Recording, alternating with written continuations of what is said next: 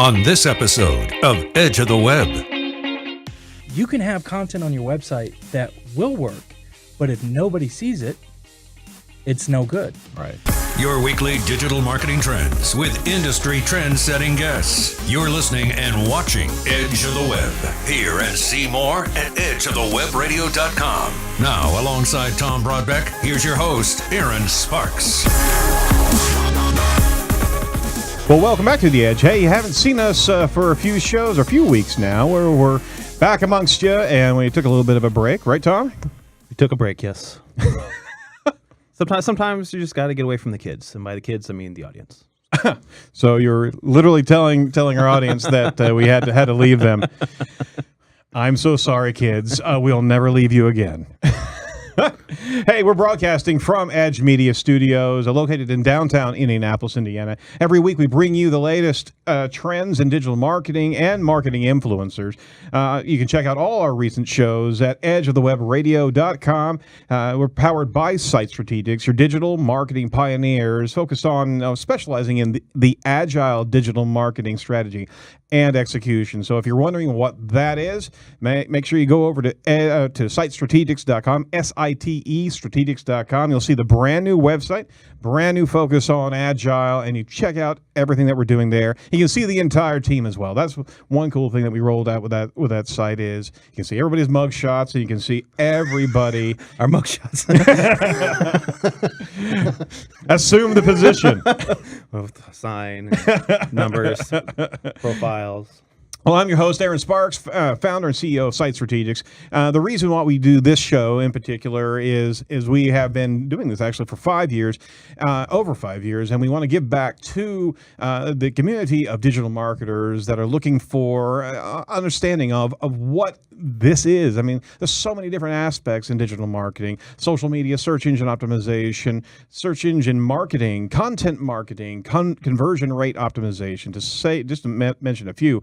Well, this show has been here this entire time to kind of demystify, debunk some of the things that are out there and help provide you legitimate tactics to use for your online success.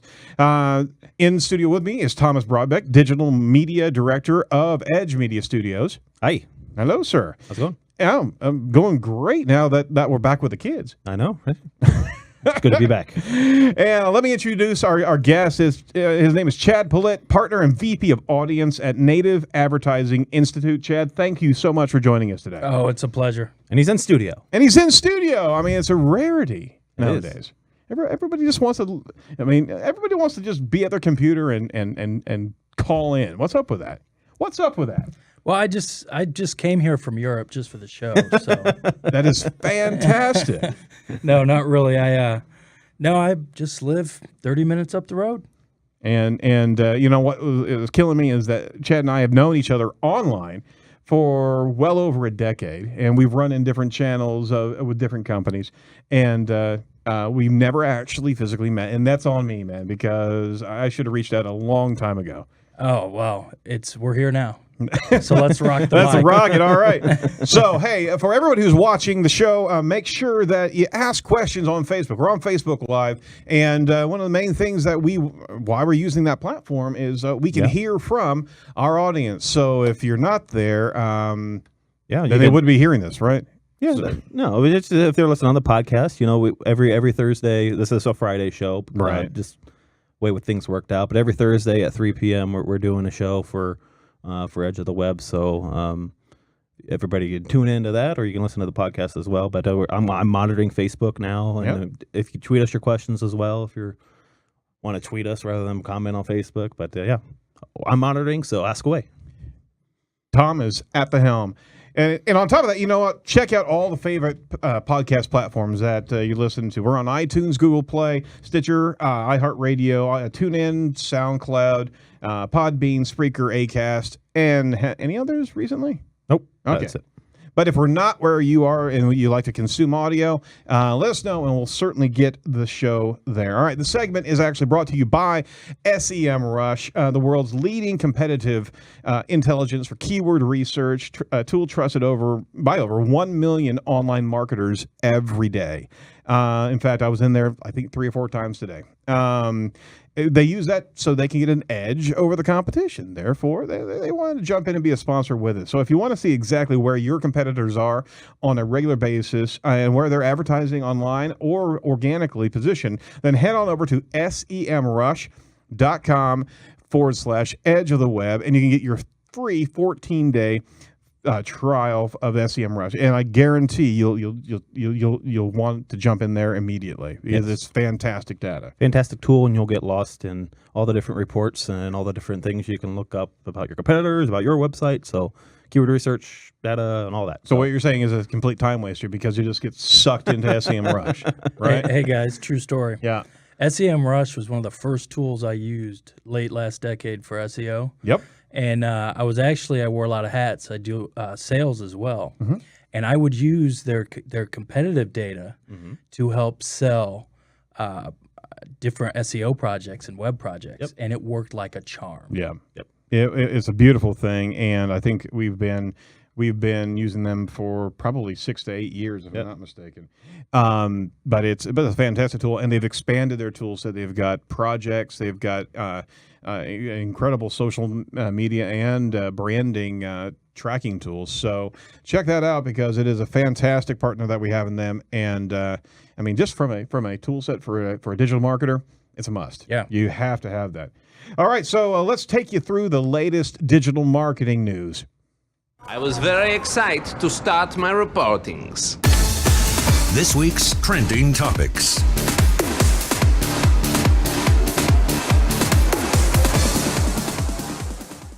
All right, hey, well, we're in the news section here, and what do you think about that news intro? That was pretty snazzy. Huh? That's pretty snazzy. Hey, we also got news. We got new Edge Media or Edge of the Web, Edge Media swag that we're going to Yeah, you are. I should have worn mine, but yeah, we would be wearing the same shirt then. That would just it'd be kind of weird. Yeah, uncomfortable. Maybe we should just get more shirts. I think we are. In fact, we're going to be having some Edge of the Web shirts coming up very soon, where we'll be giving away some shirts based on your questions and surveys. So we're going to be giving our audience some fun stuff to play around with. Yes, can't wait. All the kids are going to get their going to get dressed. Okay, I thought you were going to make that milkshake line again. Nope. I'm only allowed to do that once a month. All right, from Marketing Land. Hey, we've got Marketing Land from Tim Peterson. Facebook aims for TV ad dollars with household-wide ad targeting. Tom, tell me about this guy. So Facebook is basically the way TV works is they do it by household viewership. That's how they do their ratings. So the Nielsen ratings, like this many households are viewing a specific TV show. So Facebook's going to kind of adopt the same thing with their ads. So here, just reading from articles, Facebook's giving advertisers a way to target everyone who lives in the same household and to see how their ads performed at a household level. The company announced on Tuesday Facebook's new household ad targeting option appears designed to appeal to brand advertisers accustomed to trying to win over households with TV ads, which are among the advertisers that Facebook's trying to win over with its mid-roll ads and their original programming that they are developing. We've talked about that in the past, how Facebook's kind of You've talked about it, how they're trying to develop their own channel. Right. And actually, I have an Android TV, and they actually now have an Android TV app that's just Facebook video now. So that's also starting to roll out there. Yeah, it really is. It really is. And I think we're also talking native advertising. And I mean, Chad, you're all inside of native advertising. We're going to be talking about that soon. But what do you think about this news article, man? So I actually have a lot to say about this. So this is a big deal. And it's a big deal for a reason you guys might not be thinking and the audience might not be thinking. But your typical television ad executive, they spend, for every dollar they spend on creation, they spend $5 on distribution. Okay. Do you know what the typical content marketer spends? What that ratio is? It's the opposite. Really? It's the opposite. So if Facebook can tap in to what TV ad executives are doing, that 1 to 5 ratio, that is a boom for them. They're going to make so much money if that kind of targeting taps into that group. I think it will. Yeah, and it's going to be huge, especially from the Facebook side of things. They have those demographics that they can they can key in as well that general TV they don't have. Yes. They can target, or Charmin or P&G can target their ads specifically to a certain audience, and I think that makes that dollar even more valuable for them. So Absolutely. yeah. Do you think are going to be sharing some of that data with the TV executives to be able to help bring better content and better articulation of their ads? I'm sure. Yeah. I'm sure, because it's a new. So Facebook can sell to marketers, advertisers, whoever, but that group probably hasn't thought too much about spending their ad dollars on Facebook. No, you're absolutely right. And I mean, there's going to be this is the realm of big data, Sure. and there's going to be a lot of parties starting to And share it's content. crazy the information people give to Freely. Facebook. Yeah. And they have a ton of data that normal TV, local TV stations just don't have. Yeah, look what I'm giving data to Apple Yep. right now on my body. Yep. That's crazy. Android, Google's right here, right? Yeah. I'm wet wired in the back of my neck just for that. Yeah. Well, another. Speaking of Google, from Search Engine Journal, Google Posts share messages in search results from Google My Business. This is from Matt Southern. We've got Google has actually officially rolled out the all Google Posts to all small businesses with a Google My Business listing. Say that sentence 3 times again.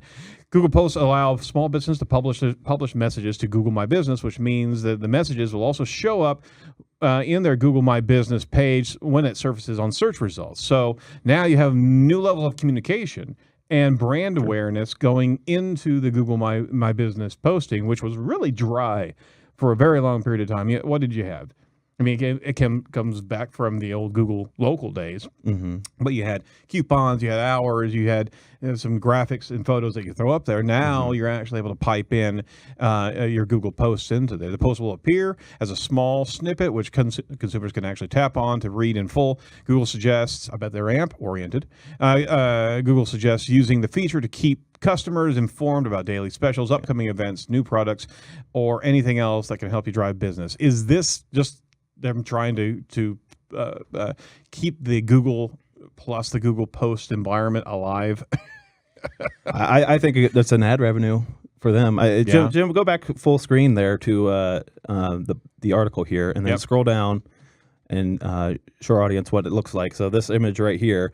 So if that picture on the left there, that shows if you were to search your brand in Google, and then there's 2 little posts down there at the bottom, and they're carouseled. Yep. That's great for a local business to be able to highlight a local sale or a special offer that's going on, or a discount code, or whatever, an order now button. We finally have control of the Google local environment. Yeah. So I think they're giving them as taste now, and maybe it could be a you want to enhance your local presence, give us an extra $10 a month, and you can have this little feature right there when somebody searches your brand. Yep. It's almost like a tweet inside of Google. That's what it looks like. Yeah. It's Google Plus on your My Business page. I think that's the only place it makes smart sense to leverage the Google Plus posting environment, because, my Lord, nobody's in that space. It's dead space except for Google employees, right? Yeah. But I mean, be able to have that customized messaging. Now you're going to have graphic challenges, and you're going to have a whole nother level of distinguished USPs that are in that physical space there. So, and guess what? It just so happens to fill up the entire smartphone screen. Yeah, and I think further down in that article, it talks about the ability to place calls to action. Yep. Beautiful. CTAs, and I think that has a lot of potential if you were to build some type of strategy around this tactic. Sign up for a newsletter and buy a product. Oh my gosh, are we literally seeing the entire business ecosystem right there on Google? Yeah, it looks like it, and it's all like you said before, it's all AMP right optimized, and I mean, there's that. We talk about the secret war between Facebook and Google and dwell time and all that other stuff. Yep. This is should have a good impact on dwell time for Google. You better believe it. Yeah. you're not going to Facebook to search for a local brand. So this is just another way to Google kind of just make that gap even wider between them and Facebook for local searches. You'll go there for a local brand if you want to give a review. But I mean, if you're searching for a local pizza company, you're not going to Facebook. No, you're not. No, absolutely not. Sorry, Facebook. You still don't have that. They're listening to us right now. You realize that? Oh, yeah. Stream just died. Kidding. Just gave my director a heart attack. All right, Search Engine Journal. We have another news item. Canadian courts can now force Google to remove search results worldwide. That just came through this last week. This is also from Matt Southern. Tom, tell us about this. So basically what happened, quick summary, is Company A designed a product. Company B stole their designs. And in the process of the lawsuit, Company A asked Google to de-index Company B, essentially. So Google complied, but they de-indexed, and this took place in Canada, and so they de-indexed the website in the Canadian search results, but they didn't remove it from the U.S. or Europe or French or Australian or whatever. And so the lawsuit went to the Supreme Court, and they were like, why aren't you removing it worldwide? And so the Canadian Supreme Court ruled 7-2 in favor of having Google removing or de-indexing that Company B's search results worldwide, not just the Canadian, not the Canadian search results. So our Supreme Court actually? No, the Canadian. So this all took place in Canada. So, I mean, the world doesn't have to abide by the Canadian ruling, however. That's what Google was arguing, and that's how I went all the way to the Supreme Court. So, right. But that's Google. Supreme Court in Canada said the internet has no borders. Its natural habitat is global. The only way to ensure that the injunction its objective was to have it apply to where Google operates globally.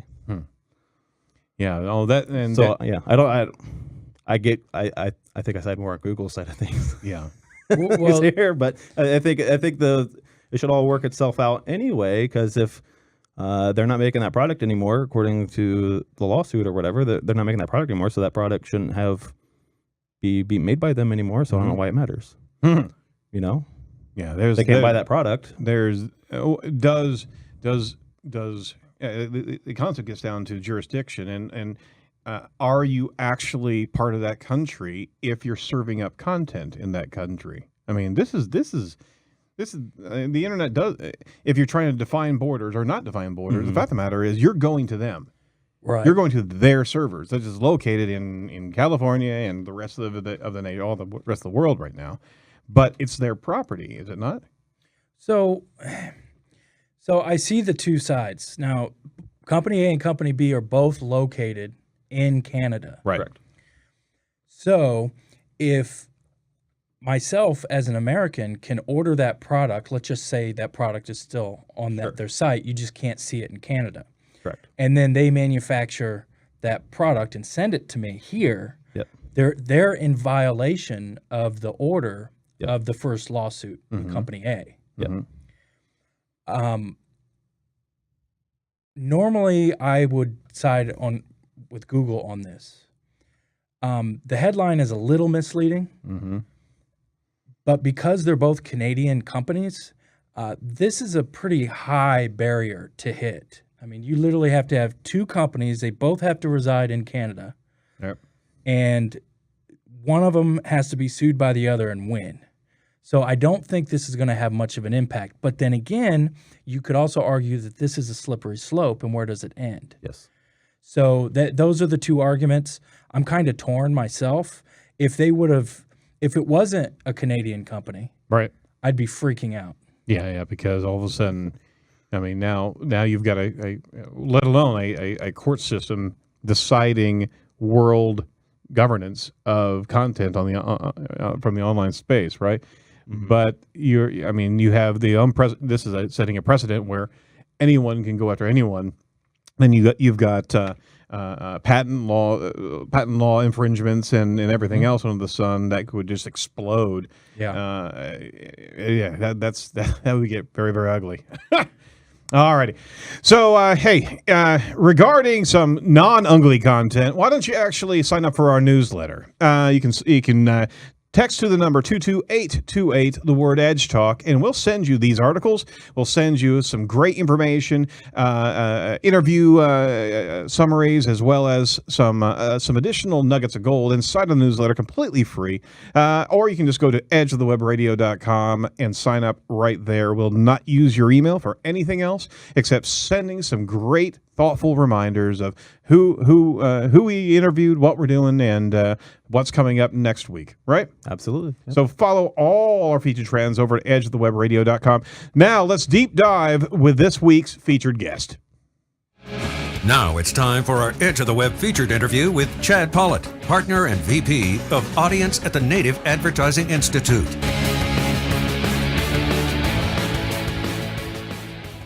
So we're going to reintroduce our guest today. It's Chad Pollitt, who is a partner and VP of Audience of the Native Advertising Institute. Thanks so much for joining us today again. Oh, it's my pleasure. Thanks for having me. You're more than welcome. So Chad has been creating a profitable online series of campaigns for over 15 years from some of the world's most profitable brands. He's also a member of the Forbes Top 100 list and the author of the Native Advertising Manifesto, the Content Promotion Manifesto, and 51 things that your mother taught you about inbound marketing. I got to say, my mother taught me nothing about inbound marketing. Oh, she did. Trust me. Okay, so I got to hear about that. Okay, so what did my mom do? My mom's British, by the way. Okay.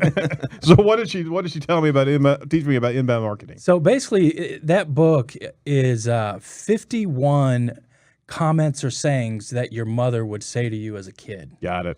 Like, don't pick that scab, it's going to scar. Or your face is going to stick like that. And I analogized 51 of those comments directly to a tactic or a strategy in digital marketing or inbound marketing. Fantastic. No, I get it. So what did your mom normally yell at you? Aaron, put that thing down. I think that one's in there. Don't light that on fire. Pretty much. Stop playing with the matches. No, I don't have that one. You're beginning to get a theme there, aren't you? Well, Chad, tell us, how did you get your job? So it's weird. So technically, I work for a publishing company. Okay, and I'm a partner in that publishing company. It's a model where we create content, we do custom research, we don't do hardly any consulting. We go around to conferences and speak globally, and we have our own conference. Our big native advertising conference is called Native Advertising Days, and that's in Berlin in November. Okay.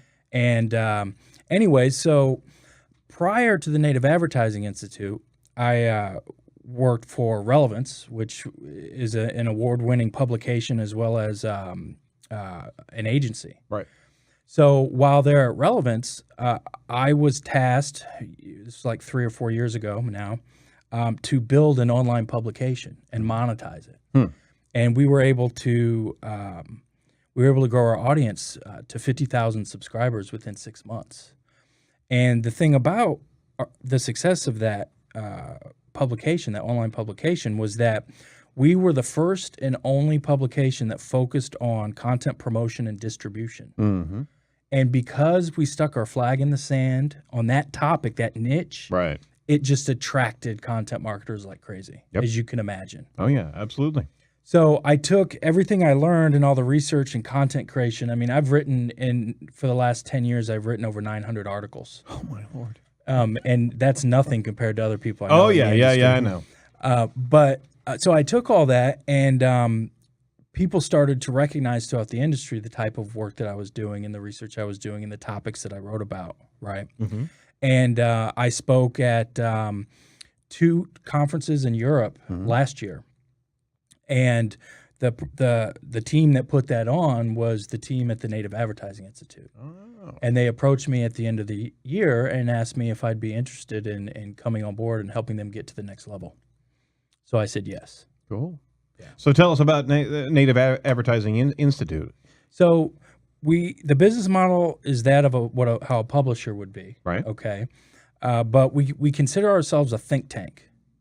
So our mission is essentially to help facilitate the growth and the maturity of native advertising as an industry. Okay, because there's some shady areas today in native advertising. Right.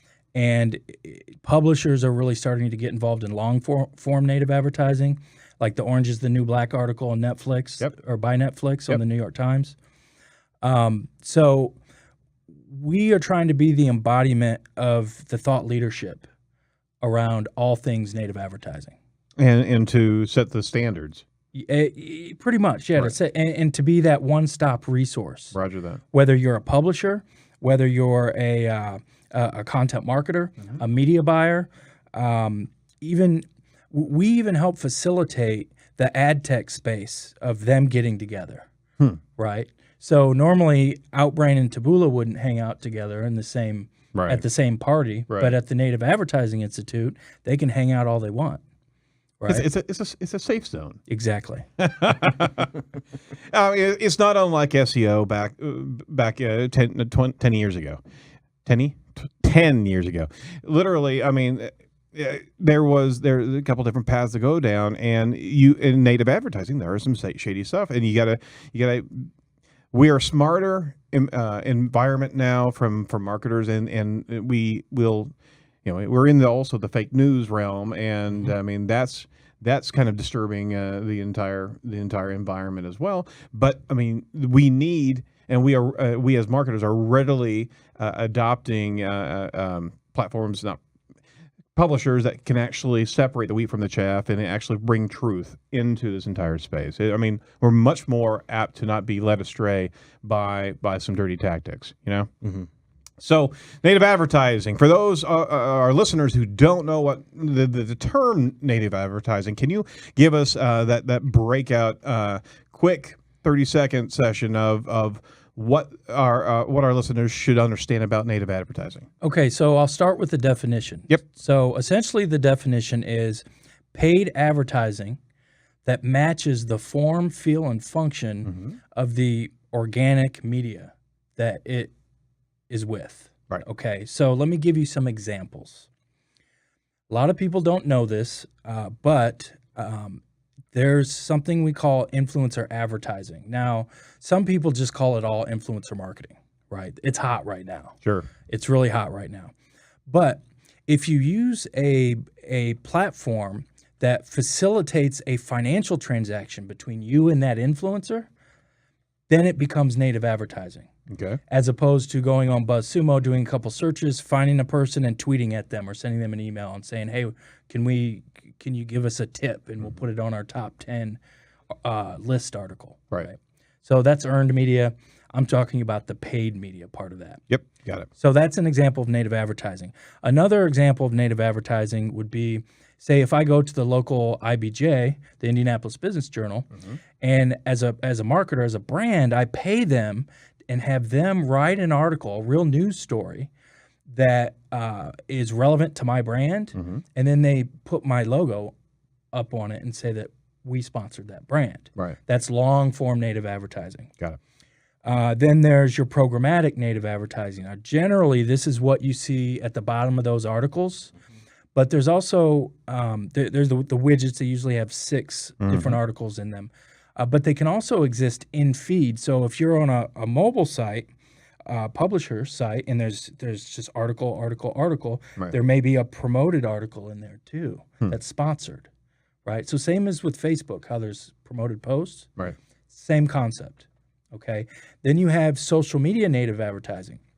Almost all social has gone native. So if it's in feed, it's native advertising. Okay. Yep. And then lastly, there's another category we call non-programmatic. That could be things like virtual reality native advertising, or they even have there's audio native advertising, video. There's even specialized native advertising for e-commerce sites.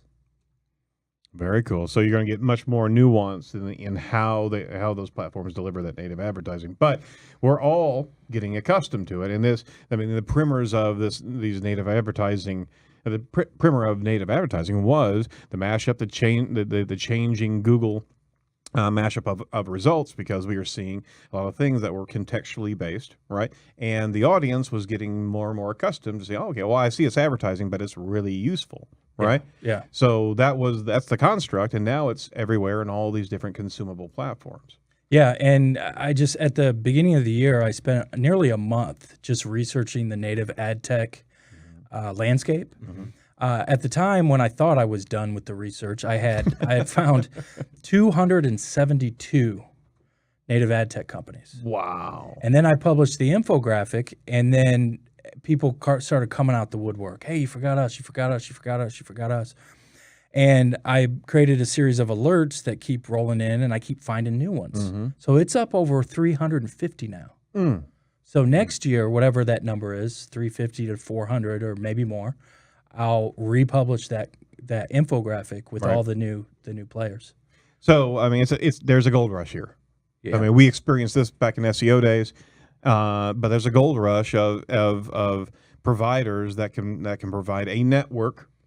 Right. And more than just a network. So there's even solutions that help publishers implement, track, optimize their ad units. Right. Got it. That's a lot of different ways to look at native advertising. And the same goes with any type of SaaS environment. You're going to see a standardization. I mean, there's going to be a lot of players that fizzle out over time. So betting on what horses to actually use to actually not only experiment with advertising, but knowing which ones are going to stay around. Yeah, well, I'll tell you, the 800-pound gorilla in the room is Facebook. Right. Absolutely, and that is native advertising across the board. Yeah. You're in their sandbox. They're continually experimenting with different ways. Even in the instant messenger piece of Facebook, they were dabbling in advertising. Are they still in there? So this is interesting you brought that up, because I ordered something from a website just, I think, 2 weeks ago. And instead of me getting an email with my tracking information, they'd send me an instant message on Messenger. And it was branded.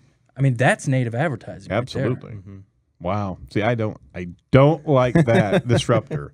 Okay, if you're going to message me, I didn't allow you to message me. I didn't give you rights to do that, but evidently I did, just by Facebook's legal documents that you have to sign up and agree to. All right, so this is the new realm. You have to be inside of native advertising if you want to continue to get your message consumed. I mean, you've got the audiences that are gravitating to different platforms, right? And you almost kind of start looking at different patterns of audiences. There's going to be that visual audience that's going to be bouncing around on Facebook, but also be in Instagram, they'll also be in Pinterest, right? So you've got a native advertising wing or delivery mechanism for those visual ads, as opposed to the more contextual, more textual ads, right? Yeah, absolutely. And so what you had mentioned before about how it's more and more becoming a place you have to go is native. Yeah. It makes macroeconomic sense. What I mean by that is a concept that Mark Schaefer talks about all the time. He coined the phrase content shock. Yep. So it's this idea that over the last 5 years, the amount of content on the internet, I think it's supposed to double like every 2 years, right? Now, we could go deeper in that if you want, but that concept right there, think about it. There's only 10 positions on the first page of Google, and social media, for the most part, most of them have turned off organic visibility for brands. Right? So it used to be, last decade, we were told, hey, build it and they will come. You build it, you do some SEO tweaks, and you create a bunch of content, and Google will and social media will give you the traffic you need. Right. Well, there's much more competition today. So what channel do, say, content marketers have? Well, so content marketers produce mostly top funnel content. Okay, what I mean by that is helpful content. It's not selling anything. Right. Awareness level content. Yeah, exactly. Right. And that type of content, most marketers aren't going to spend PPC dollars to promote that content. There's a good reason why, because it's too expensive, because you still got to move that person to the middle and to the bottom and to a customer. Right. Right. So PPC's out of the question. Banner ads don't work. So how do you promote the content? Native advertising. Mm-hmm. And right now we're seeing, if you look at Google Trends and you look at, I think it's display advertising, PPC, or maybe just pay-per-click, and native advertising, what you're seeing is native advertising is converging, and it looks like it will eventually start to pass both of those. Really? And most of that's powered by, in my opinion, is powered by all the content marketing that's happening by brands. Oh, wow. So getting to your content, Shock, and Mark Schaefer's a good friend of the show, and we had him on here recently. There is such a glut of content, and we've seen it for a number of years now. Are you beginning to see the reluctance of consumers to actually get even to those awareness level pieces of content?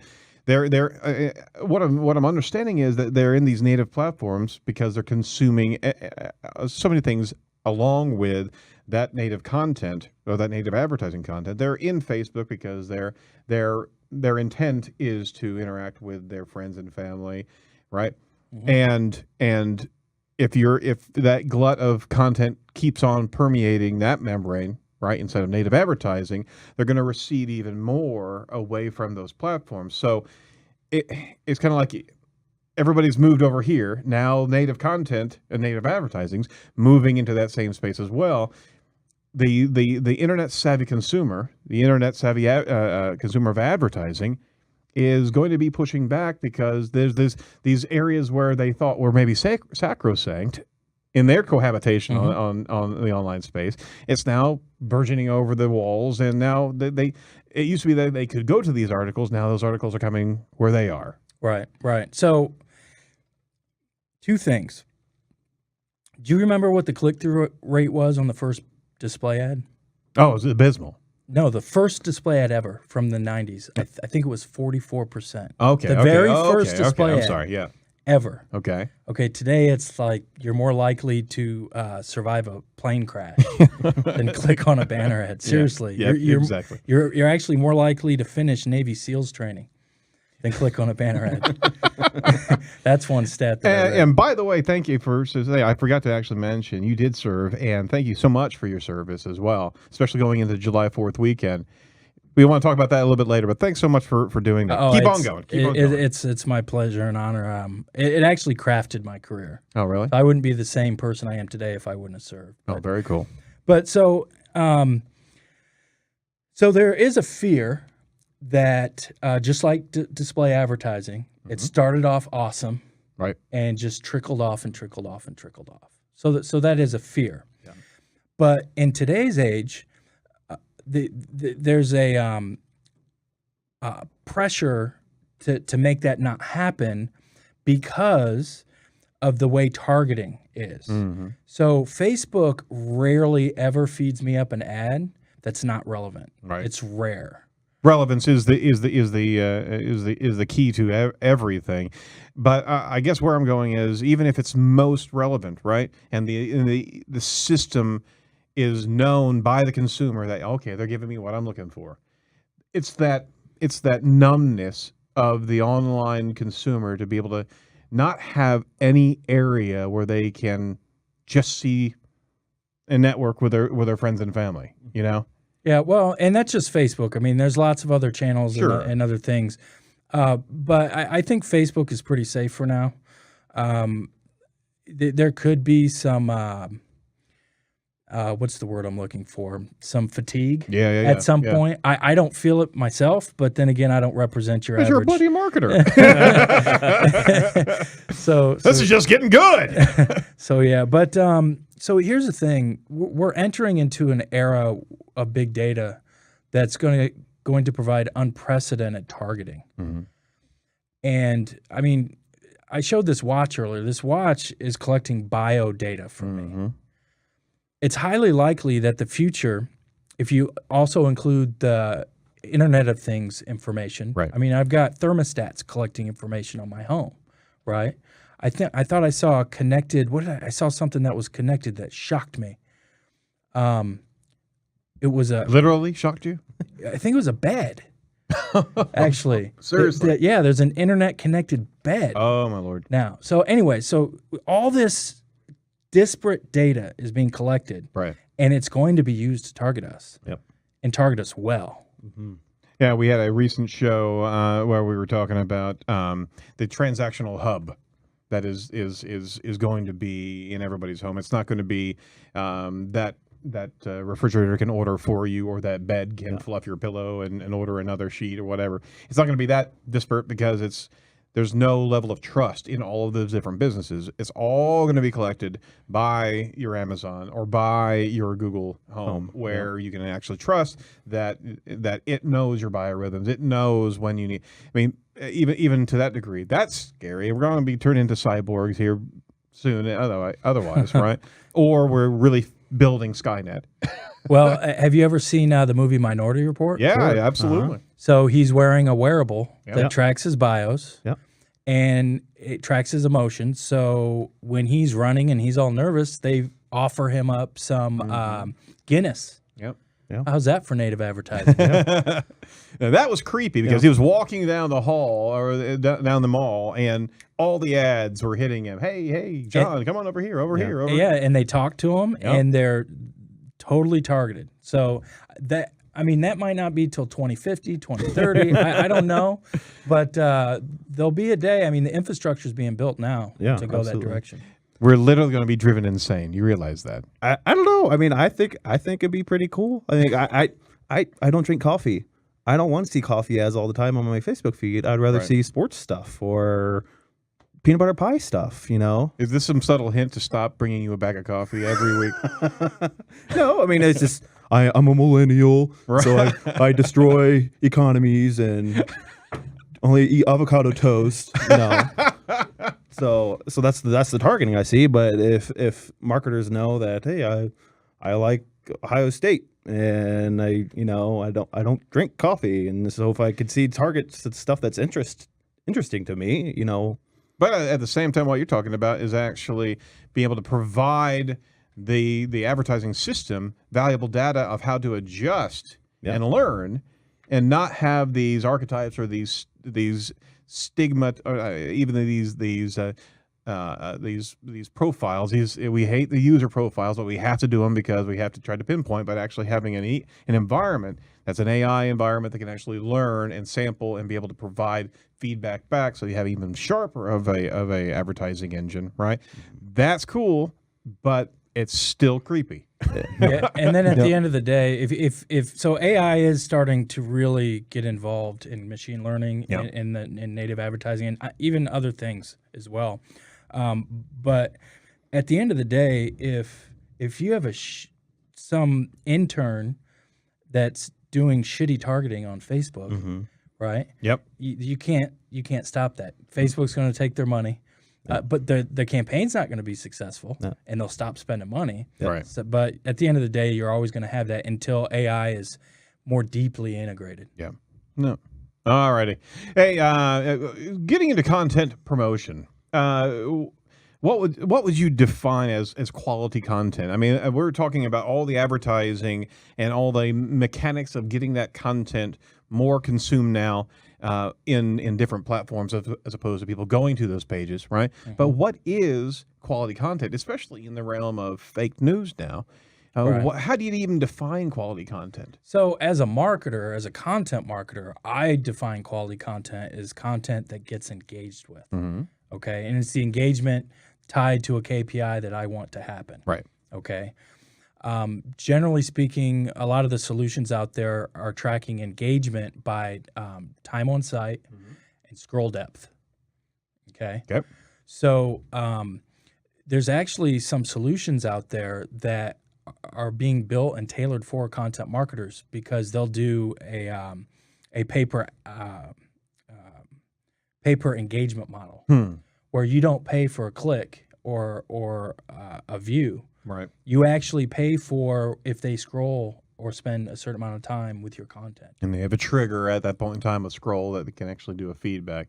Yeah. The whole content, the pay per action model that Google had for such a long time, where again it was a conversion point, but you got to go further up. That you still have to have engagement before you ever get to a conversion point. Yeah, exactly. And so there's really there's two types of content marketers, or two types of way of thinking about good content. Okay, I can go to a conference and sit and watch a thought leader discuss huggy feely stuff.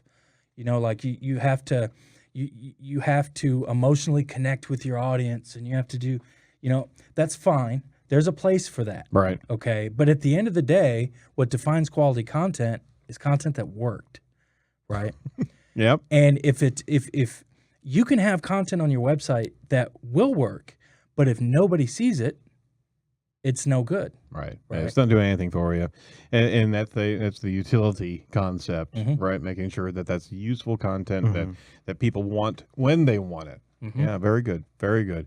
And to further the thought of quality content, are there other KPIs that you'd be looking at besides scroll length and time on page? Those are the main ones. I'd take it to as some type of action. So I'm a full funnel tracker. I track the entire funnel from top to bottom. Good. So yeah, that's how I track it and take note of all that. Very good. So we've been looking at a number of your publications, and you've shared so much in infographics and ebooks. Let me ask you this quick question about content promotion. What's the dirty little secret about content marketing? Well, content marketers like to think that everybody cares about what they're doing. And the truth of the matter is nobody cares about your content quality but you. Oh no, you can't tell them. They're precious snowflakes. They can't hear this. So my point is, by saying that is, if you're publishing shitty content, Right. nobody cares. If you're publishing great content, nobody cares. You have to have content that's seen. Mm-hmm. That matters. Absolutely. Any other thoughts about the quality content realm? Because I mean, this has been the biggest challenge of the content shock and the glut of content that's out there. The fake news that is really. I'm surprised that it's still around. I'm surprised that it's getting that much play regularly. Mm-hmm. Except that, I mean, it was all about the political race at the end of the year. So, I mean, the news organizations are trying to continue to stoke the focus on. I'd be interested to see, especially a lot of this fake news stuff, how much, like the analytics of these websites, you know, how much of it is just people reading headlines and just sharing the article versus actually clicking on it and reading it, and it's very clickbaity. That's a lot of what's going on. So I did a little bit of research around this. So most of this stuff is being produced outside of the United States. Mm-hmm. Okay, it's being produced in Eastern Europe and other places, right? Mm-hmm. I think Romania, and there's another small country over there. They've got like farms of people doing this. Mm-hmm. So what they do is they'll create this article with this crazy headline, and I actually go into Facebook Mm-hmm. and they'll find the most partisan groups. Mm-hmm. And they'll test it. They'll drop it, and those groups will take those and make them go viral. Mm-hmm. That's how they're doing it. They're doing it with clickbait, and they take the lessons they learn in the different groups and they tweak and apply it. So a lot of this is on Facebook. Yeah. No, it absolutely is. And the news broke. What was it? A week ago, 2 weeks ago, about a clickbait farm in the Philippines. Where they literally had thousands of phones lined up on shelves, and all they were doing was literally clicking the articles on all these smartphones. Yeah, I actually saw that. I forgot. That's crazy. Oh, it's not. So you have the ecosystem. It's completely fabricated from producers to the fabricated audience clicking it. You almost wonder whether or not there are two countries at war going, okay, we're going to push here, we're going to click here. But literally, it's all fabricated analytics, fabricated traffic. Yeah. And at some point in time, you gotta hold your hand up and get off this turnstile. Well, so they're trying to fake it till they make it. Yeah. Is what they're doing. So, and if you notice on these sites, when you click on them, they have display advertising everywhere. They have pop-ups everywhere. Right. And generally, they like to use lists, so you have to scroll through, and it adds impressions. And every time there's an impression, they can make more money. Okay, so they're making money that way. Now, it's likely that different foreign governments are bankrolling some of these as well. Oh, wow. But I don't know for a fact, but it's likely. Yeah, I wouldn't doubt that whatsoever.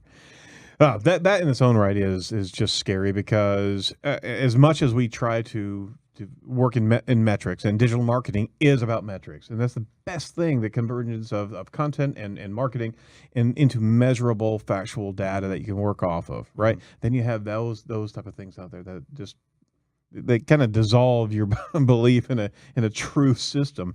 But on top of everything else, I mean, there are some things that are regularly, as marketers who've been in the field for a long period of time, you see trends come and go, and you see patterns starting to reapply themselves. Yeah, we're going to be looking at this as there's going to be a shorter window regularly of these type of spammy type of applications happening now, right? Yeah, so it's likely that the technology, as well as the user reporting, is going to help start to clean this stuff up. Google's made a commitment. Facebook's made a commitment. They're making it easier to report. What's going to end up happening is I believe those IP addresses are going to start being noticed, like the bad, like link farms and stuff like that. And they'll be able to shut them all down from a certain IP range, unless unless they mask it. So we'll see. It's a war. So they're playing with Google and Facebook and probably some other ones. No, I would agree with you. Well, to wrap up, Chad, and we certainly appreciate all your time today. What bugs you about your industry right now? And I mean, we could go long on this. No, we're fine. We're fine. So, look, you've been around. We remember last decade. You know, we were told, hey, build it and they will come. Just publish it. Publish as much content as you can. Publish and pray. Google will eventually turn around. If you do a couple tweaks here, tweaks there, Google will deliver all the audience you need, right? And there were some pretty big, well-known brands that were built that way last decade. I mean, think about SEO Moz or Moz now, Right. okay, or HubSpot. Right. I mean, literally the publish and pray model. Now, granted, they were a little more sophisticated, you know, but it worked. That was in an era of what I call content deficits. That means there was more people on the internet searching for problems than there was content with solutions to those problems. Right. And that dynamic mostly built my career online, right? Well, what I just talked about earlier with the content shock, and with the doubling of the amount of content on the internet every 2 years or whatever it is, every year, I forget what the number is, but now we're in an era of content surpluses. So now there's only X amount of people searching for problems on the internet, but there's way more solutions, right? So that's where content shock comes. Okay, so the whole build it and they will come, publish and pray model of last decade, some people are still trying to do it today. I know because I talk to brands. And two things they don't have. They don't have a content strategy, an overall arching strategy, and have no promotion plan built into that strategy. They just have organic. And they have no budgets. You know, I just said earlier about, TV ad execs, they spend $5 on distribution for every $1 they spend on creation. We're not doing that in digital for the most part. We're not. Unless you're doing PPC or display. Right. Now, you're absolutely right. I did want to ask you one thing about threats of government regulation of the internet under the guise of security. Yeah, so we all remember SOPA, PIPA, They keep coming up with another flavor every year, every 2 years, whatever it is. Right. That scares the crap out of me. I believe in a free and open internet. And so I just hope that the next round, when they try to do it again here in the U.S., that we're able to stop them again. Well, it's actually happening right now. It's the ADA website compliance realm, where it's making content compliant for the visually impaired and the auditorily impaired, the 508, 504 issues. We're actually diving into that as one of our services. And the fact of the matter is that all this content that's out there, all the video content, is not captioned, and the government's coming through and actually penalizing. Winn-Dixie just had a $100,000 penalty from the DOJ and the DOE. Wow. I'm sorry, OCR, because their content wasn't accessible. Thank you. Thank you, Jim. Wasn't accessible with these JAWS readers that literally we had for 2 decades. See, I had no idea that that was happening. We got to talk about this offline. I thought alt text was good enough. Oh my gosh. Apparently not. No, I mean, and there's a whole nother recycle. There's a bunch, yeah. Yeah, that's why I wanted to ask about one of these key points you brought up, is because this is an entire new recycle of this accessibility law that's really the government's fired up. I mean, there's been they're going after school districts right now, about 16,000 lawsuits in the last 5 years off of this accessibility compliance law. So you're right. You're in the same space, because all this content that's out there, now it's going to be regulated again. So we're having to inventory all of the images and put alt text against all the things, and training content publishers. Yeah. And with assurance level, that making sure that all that stuff's getting out there with compliance. Well, at the end of the day, though, you know what? It is a good thing. Right. The fines and stuff aren't a good thing, but what I'm talking about is fast and slow lanes. Right. Yeah. So free and open internet, just one lane for everybody. Yeah. No, I'd agree with you. Thanks for allowing me to just interject there, because it's top of mind for what we're dealing with over here, and it's getting pretty bad out there. It's kind of scary. Yeah, I had no idea. Oh, yeah. So what excites you about your industry right now? So most people realize that publishers have lost revenue year over year over year. I mean, as a whole, since basically a little bit after the internet went online. For the mass consumers, right? Their business models have completely changed.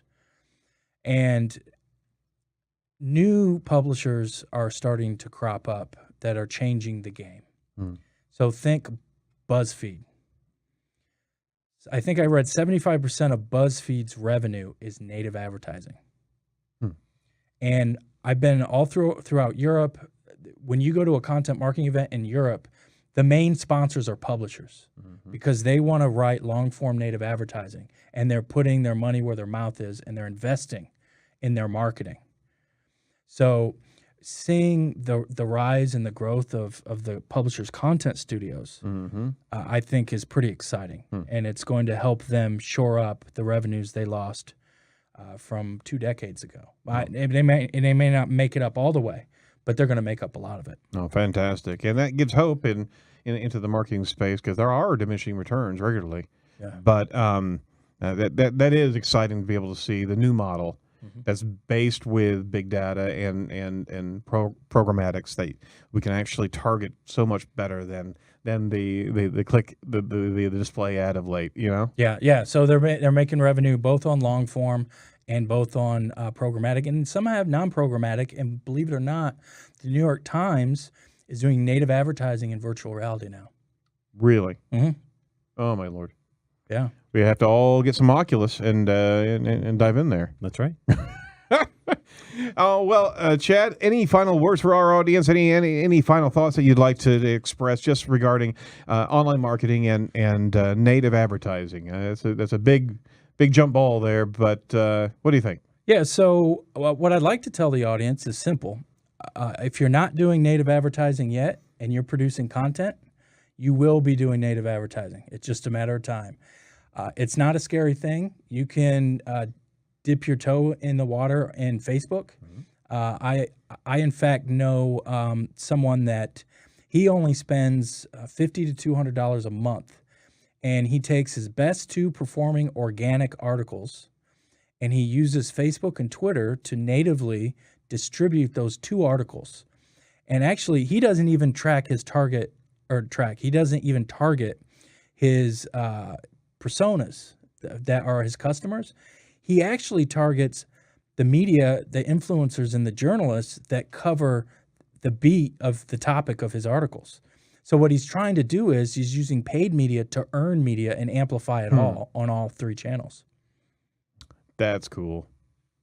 Well, I mean, certainly we're going to be following you regularly because you're right there at the edge of, no pun intended, of observation of where the new marketing is, and we're all, anybody who's listening to this, we're all digital consumers, and we're in this native space, and that is absolutely the delivery that is paying dividends right now. So thank you so much for being that Sherpa, giving good information about this. Some fun information to wrap up. You once finished second in an event at the International Foosball Champions in Vegas. Dude, I'm a huge foosball fan. We're about to put a foosball table here in this. Make sure it's a tornado table. Okay, I got to ask you about this off after the show because got to get some input. But that's pretty big numbers now. I mean, they must be wicked fast. Well, yeah. So there's a bunch of events because it's a big international tourney. But one of the events, I finished second. I learned something in college. So why tornado? Foosball. That's the pro standard. That's the pro standard. Yeah, I've got one at home. Now, have you seen those the foosball tables that literally are 8-man foosball tables? Yeah, I've seen those. They're kind of chintzy European style. Oh yeah. I like my tornado. All right, I got to take the advice here. So you can hit jaw-dropping aerial shots. In fact, it's the most viewed YouTube video that you've ever posted. Do we have that? No, I didn't. Sorry, I didn't cue it up. But It's okay. Describe. I watched it, but yeah, describe what an aerial shot is in foosball. Yeah, so it's actually now illegal. It didn't used to be illegal. But anyway, so you take the ball and you knock it between your 2 back guys, and you pop it up in the air. Yeah. And then you flip it on top of this guy, and you move the guy towards the other goal, and you flip the ball up in the air into the goal. Oh my gosh. Yeah. And it's nothing but net. Just go straight in there. Yeah, otherwise you'll miss. Now, it's hard to hit, but yeah, so out of every web video I've ever been a part of through my career, and there's a ton of them, that one has outperformed every video I've ever done in my life, including every webinar, everything. Fantastic. Well, challenge accepted. All right, fine. Is there anything else that we could possibly promote for you? Yeah, so if you go to my site, chadpollitt.com, or just Google search me, the site's easy to find. I have my last 4 books there for free. You can download them if you'd like. In addition, I encourage you to go to the nativeadvertisinginstitute.com and subscribe to the blog. There's also a resource section there with tons of stuff for the audience. And lastly, I wanted to mention that I do teach a content marketing course online with Mark Schaefer and Ian Cleary, and it's at Rutgers University. So if you do a search on Google for content marketing Rutgers, you'll find the page. And if you're interested in getting a certificate from Rutgers University in content marketing taught by the gentleman that I mentioned and myself, you can go there and use the code FRIEND10. And you can get a 10% discount. Fantastic. So yeah, definitely go check out all the books. And if you're interested in these levels of certification and instructional courses, I mean, check out what we've got here. The code again is what? FRIEND10. FRIEND10, and you can go to nativeadvertisinginstitute.com, right? Yeah. Excellent. All right. Well, check out Chad on Twitter at Chad Pollitt at Pollitt. Go check him out on LinkedIn, Instagram as well, with a U at the end of the IU. That's right. Yeah. Yeah. So, thanks so much for all your time today, and truly insightful things. And native advertising, my gosh, if you're not in that space, try it out. There's so many providers, 350 different type of aggregators and tools out there to be able to dip your toe in this, and you're going to see some fantastic results, right? Yeah. If you do it right. If you do it right. It all takes practice, though. All right. Well, thank you for listening to Edge of the Web Radio. A special thank you to our guest here, our guest today, Chad Pollitt. Check out everything we talk about. Go look at some of the additional videos that we've done with Edge of the Web Radio, because you will get a huge amount of instruction and guidance. And it's only because of thought leaders like Chad and our guests that we can deliver this type of content regularly to you. So check out all the must-see videos and insider information at edgeofthewebradio.com. That's edgeofthewebradio.com. We will talk to you next week. Don't be a piece of cyber driftwood.